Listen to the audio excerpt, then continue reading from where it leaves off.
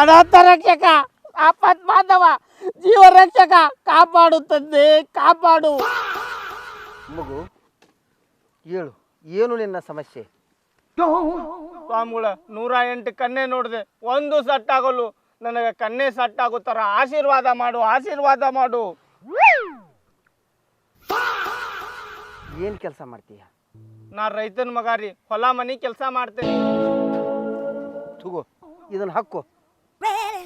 ಸ್ವಾಮಿಗಳ ಇದೇನಿದು?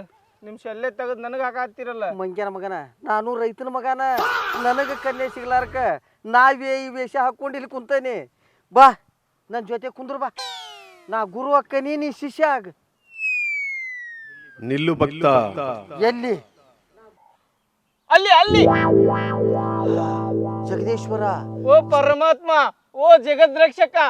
ಮಂಗ್ಯನ ಮಗನ, ಎಲ್ಲ ಒಂದ. ಏನು ಕೇಳ ಮೊದಲ? ಹಾ, ಓ ಸ್ವಾಮಿಗಳ, ಹಾ ಹೇಳ್ರಿ. ಎಲೈ ಭಕ್ತರೇ, ರೈತರ ಮಕ್ಕಳಿಗೆ ಇರುವ ಸಮಸ್ಯೆ ನನ್ನ ಅರಿವಿಗೆ ಬಂದಿದೆ. ಹೀಗಾಗಿ ನನ್ನ ನಾಮಾಂಕಿತವನ್ನು ಇಟ್ಟುಕೊಂಡ ಜಗದೀಶ್ ಎನ್ನುವ ವ್ಯಕ್ತಿ ರೈತರ ಮಕ್ಕಳಿಗೆ ಹೆಣ್ಣು ಕೊಡಿ ಎನ್ನುವ ಸಿನಿಮಾದಲ್ಲಿ ನಟನೆ ಮಾಡಿದ್ದಾನೆ. ಆದಷ್ಟು ಬೇಗ ನೀವು ಆ ಸಿನಿಮಾವನ್ನು ನೋಡಿ. ಆಮೇಲೆ ರೈತ ಮಕ್ಕಳಿಗೆ ಬಂದಿರುವ ಈ ಪರಿಸ್ಥಿತಿ ನಿವಾರಣೆಯಾಗುತ್ತದೆ. ಶೀಘ್ರ ಸಕಲ ರೈತ ವರಗಳಿಗೆ ಕಲ್ಯಾಣ ಪ್ರಾಪ್ತಿರಸ್ತು. ಧನ್ಯವಾದಿವಿ ಸ್ವಾಮಿ, ಧನ್ಯವಾದಿವಿ.